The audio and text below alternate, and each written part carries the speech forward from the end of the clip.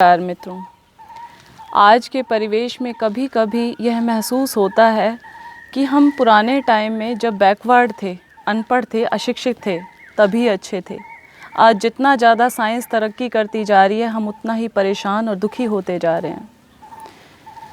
आश्चर्य की बात है कि एडवांस और बैकवर्ड की पहचान ही यह बन गई है। आज तरक्की और वैज्ञानिकता के नाम पर भारतीय नागरिक अपने स्वाभाविक खान पान, रहन सहन, दिनचर्या, संयम, सेवा, आहार विहार, वेशभूषा और भाषा तक को तिलांजलि देकर खुश होना चाहता है।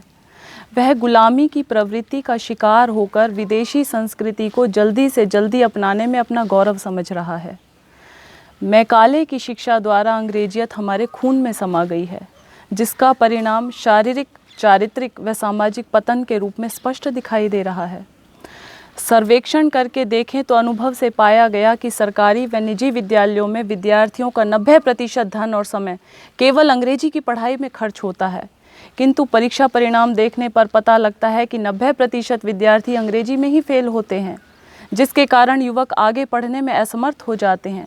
पब्लिक स्कूल के बच्चों में विशेष रूप से शारीरिक व मानसिक विकलांगता बढ़ रही है, जैसे चश्मा चढ़ना, नाक बंद, साइनस, गले टॉन्सिल के बीमार, चिड़चिड़ापन, पेटूपन, पेट की खराबी, जिद्दीपन, माता पिता के झूठे लाड़ प्यार से देर तक उठना, टीवी देखना पूरा दिन भर, अपने आप को बहुत सुपीरियरिटी कॉम्प्लेक्स में आ जाना, अपने से बड़ों पर व्यंग्य कसना आदि दोष होने से पूरी शिक्षा यदि अच्छे से हो जाए और नौकरी ना मिले तो वह दुराचारी, अनाचारी और क्रूर अपराधी बन जाते हैं।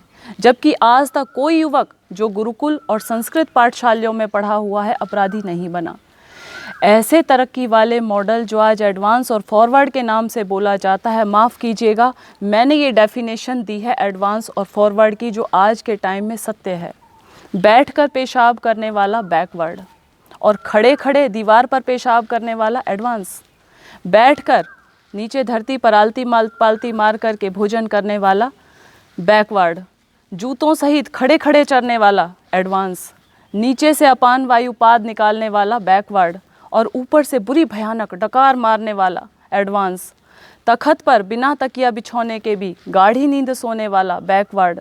सुंदर बेड पर फोम के गद्दों में एसी की हवा में भी अनिद्रा तनाव का शिकार, गोली खाकर करवट बदलने वाला एडवांस।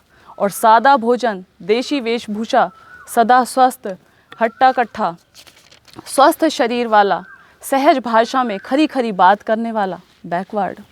सिंथेटिक और प्लास्टिक जैसे वस्त्रों में लिपटा हुआ, बहुत तंग या बहुत ढीले, अर्धनग्न दिखने वाली पोशाक पहनकर हर समय जूते जुराबों में घोड़े की तरह कसा हुआ दुष्चरित्र तथाकथित युवक और युवती। प्रकृति से कोसों दूर, चश्मा चढ़ा हुआ, तोंद बढ़ा हुआ, नज़ला जुखाम का सदा रोगी, बीपी का शिकार, सिर गंजा, अंग्रेजियत में धंसा हुआ, डॉक्टरों की जांच रिपोर्ट की फाइलें लिए हुए, कानूनी भाषा बोलने वाला, स्वयं परेशान और दूसरों को परेशान करने वाला, तनाव में रहने वाला एडवांस सभ्य और शिक्षित समझे बैठा है अपने आप को। आज़ादी की मातृभाषा बोलने वाला बैकवर्ड और गुलामी की अंग्रेजी भाषा बोलने वाले को हम एडवांस मानते हैं। इन उदाहरणों की वास्तविकता को देखकर मैं भगवान से यही प्रार्थना करूंगी कि ऐसी तरक्की से तो हम बैकवर्ड ही अच्छे हैं। क्या मिला हमें ऐसी फूहड़ शिक्षा से, ऐसी तनाव देने वाली सभ्यता से और परेशान करने वाले शिष्टाचार से? किंतु एक तथ्य यह भी है कि आवश्यकता ही आविष्कार की जननी है।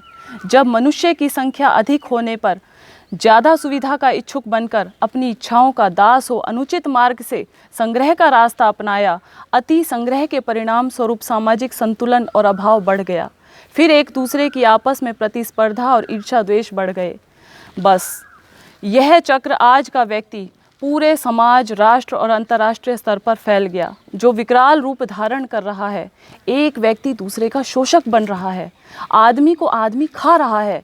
एक राष्ट्र दूसरे राष्ट्र को समाप्त कर सारी सुविधा संपत्ति अपने पास समेट लेना चाहता है। और यह तथ्यपूर्ण सत्य है। भस्मासुर की भांति हिंसा और संग्रह की प्रवृत्ति स्वयं शोषक और हिंसक को ही खा जाती है। आज के मानव का यह नारा ही मुझे चालाकी और धृष्टतापूर्ण लगता है, जो हर जगह लिखा होता है, लिव एंड लेट लिव, अर्थात जियो और जीने दो, इसके भेदपूर्ण अर्थ हैं। सीधे शब्दों में पहले अपने पास जीने खाने के साधन खूब इकट्ठा करो और मनमाना खाओ पियो, और जब उल्टी वमन होने लगे तो बचा खुचा जूठन गरीबों शोषितों में बांट दो, और फिर फ़ोटो खिंचवा करके डाल दिया जाता है अखबारों के अंदर। उन पर एहसान कर लो एक कवि के शब्दों में, बांटता है कंबल चमड़ी लोगों की उतार के, हज को चली है बिल्ली 900 चूहे मार के। जबकि हमारी प्राचीन वैदिक संस्कृति इसके बिल्कुल विपरीत सबको एक साथ सुखी बनाने की घोषणा करती है। तेन त्यक्तेन भुंजिता माँ गृधय कस्य स्विद्धनम, हे मानव तू त्याग पूर्वक भोग कर। इसका अर्थ है पहले बांटो, खूब बांटो, और उसके बाद जो थोड़ा बहुत बच जाए वह प्रसाद के रूप में भोगो।